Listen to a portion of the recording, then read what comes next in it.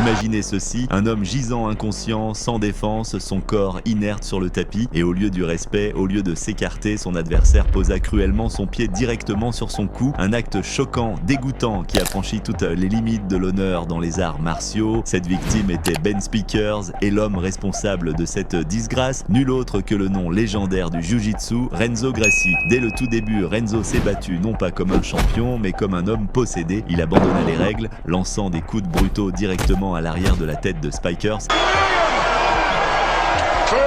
L'un des gestes les plus sales des sports de combat. Avec une rage calculée, il entoura ensuite le cou de Spikers avec ses bras. L'étranglement était serré, impitoyable. Ben résista, griffa pour de l'air, mais son corps céda bientôt. Mais Renzo refusa de lâcher. Il continua de serrer même après que Spikers soit tombé inconscient. L'arbitre dut l'arracher de force. Et pourtant, le moment le plus laid restait à venir. Alors que la foule haletait, Renzo repoussa le combattant inconscient sur le côté, se leva avec arrogance, baissa les yeux, puis écrasa le cou de Spikers d'un coup de pied, pas par accident.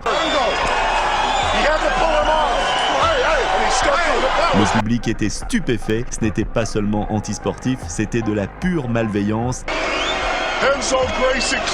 Et la pire partie, Spikers ne s'est jamais vraiment remis. Cette nuit-là a mis fin à sa carrière. Un homme qui s'était entraîné toute sa vie, forcé d'abandonner à cause de la cruauté d'un seul adversaire. Renzo ne fut même pas disqualifié, aucune suspension, aucune véritable punition. Les fans étaient furieux. Dans le monde du MMA, les gens criaient pour la justice, attendant le jour où quelqu'un humilierait l'arrogant Gracie. Enfin, ce jour arriva. Dan Henderson, l'un des guerriers les plus durs et les plus respectés du sport, se tenait de l'autre côté de la cage face à Renzo.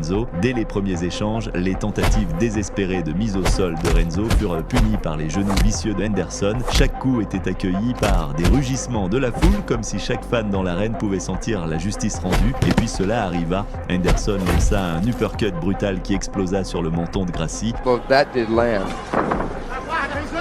Oh, backed out. Le corps de Renzo devint mou, s'effondrant comme une marionnette dont on a coupé les fils. La foule éclata dans le chaos. La justice était arrivée, rapide et impitoyable. Cette nuit-là, Renzo Gracie, qui autrefois se moquait des valeurs d'honneur et de respect, fut enfin humilié.